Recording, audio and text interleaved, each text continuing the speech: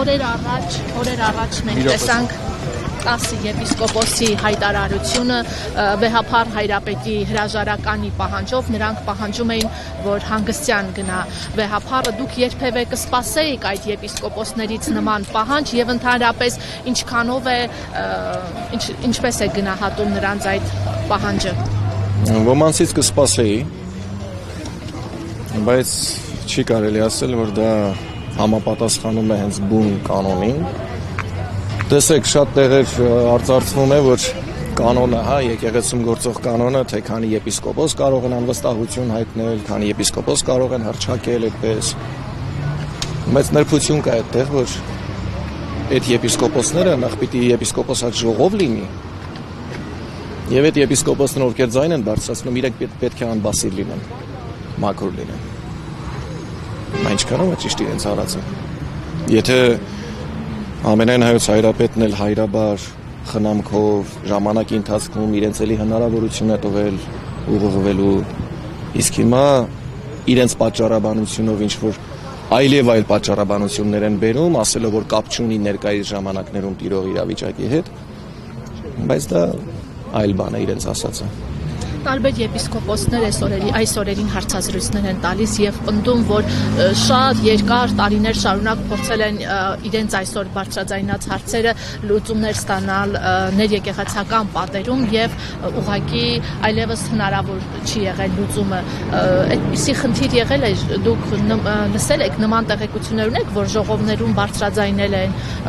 չեն լսվել նրանց ձայնը։ Ես իպաշտոնը իրավասու չեմ եղել մասնակցելու նման ժողովներին, որտեղ այնտեղ բարձրաստիճան հոգևորականներն են, եւ ինֆորմացված չեմ եղել, թե ինչ հարցեր են քննարկել այնտեղ տարիներով, որ եղել են ժողովները, բայց մի բան ես վստահաբար գիտեմ, հոգևորականը, թե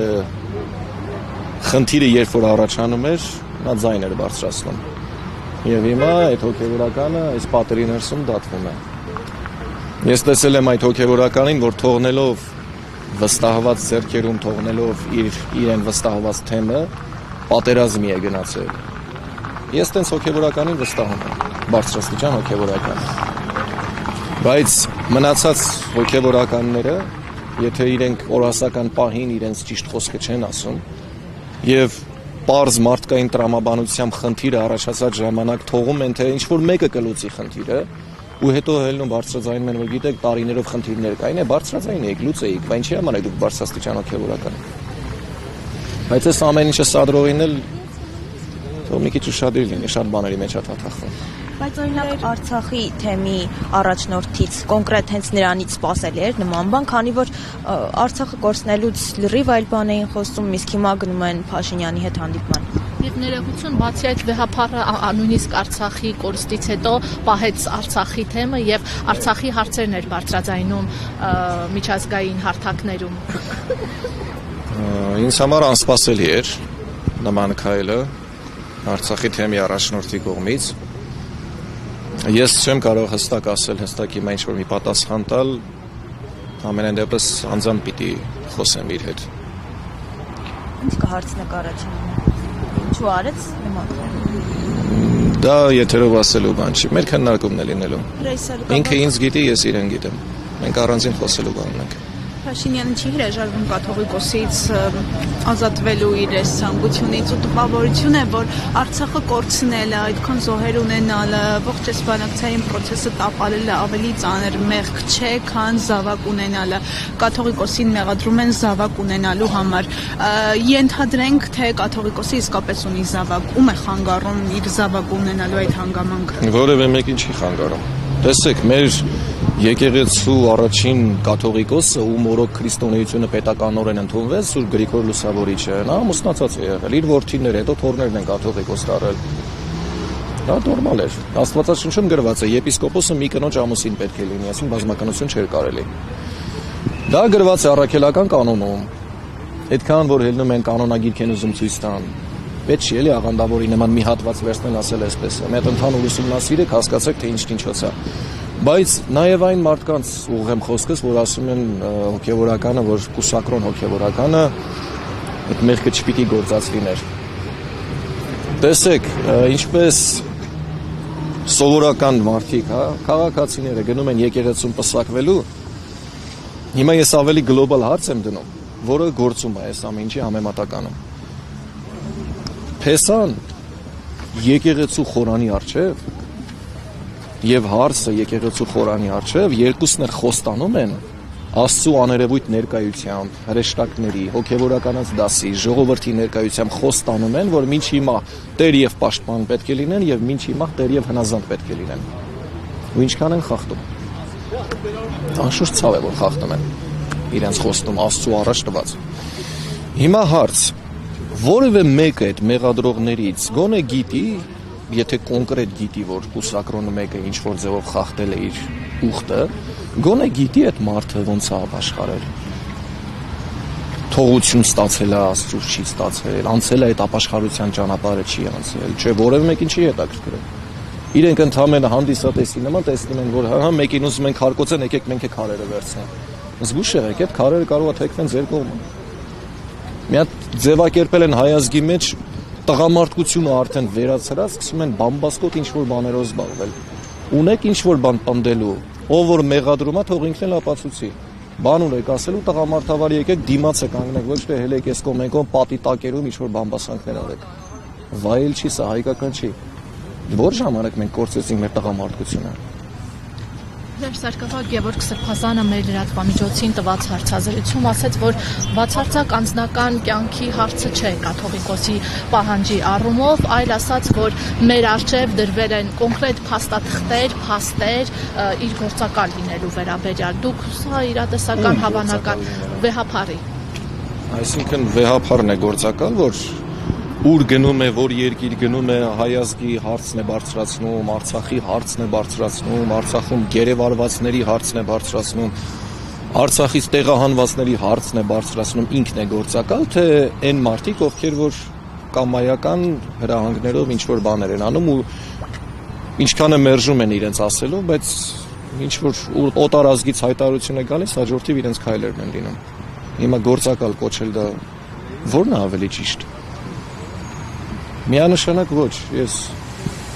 իմ ծառայության բերումով մայրաթորղում ծառայել եմ, իմ ծառայության բերումով Արցախում էլ ծառայել եմ, զինված ուժերում էլ ծառայել եմ եւ հիմա այդքան որ անպագորգոր հայտարարություններ են անում,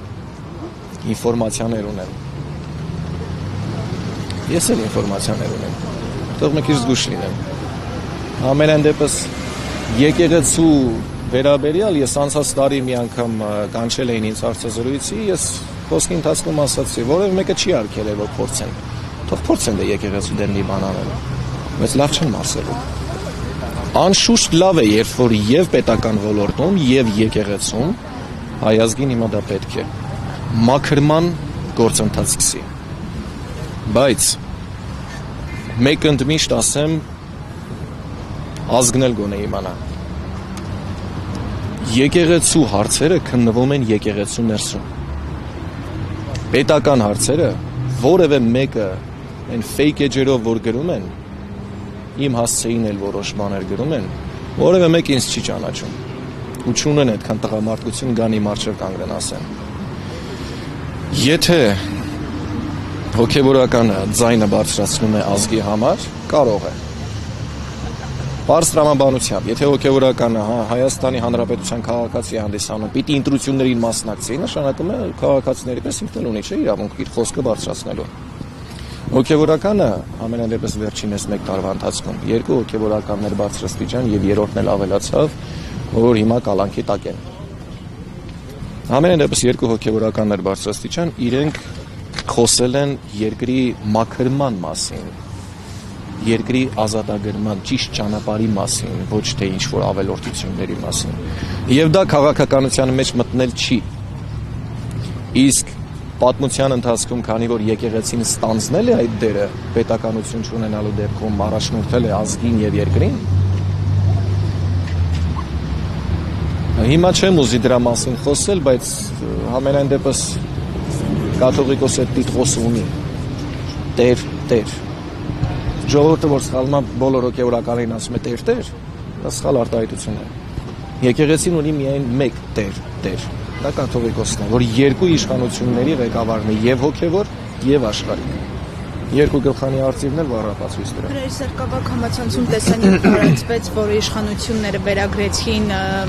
Արշակ Սրբազանին, սակայն հետո պարզվեց, որ տեսագրությունում նա չի եղել։ Սրբազանը եւս իր ասուլիսի ժամանակ նշեց, որ այդ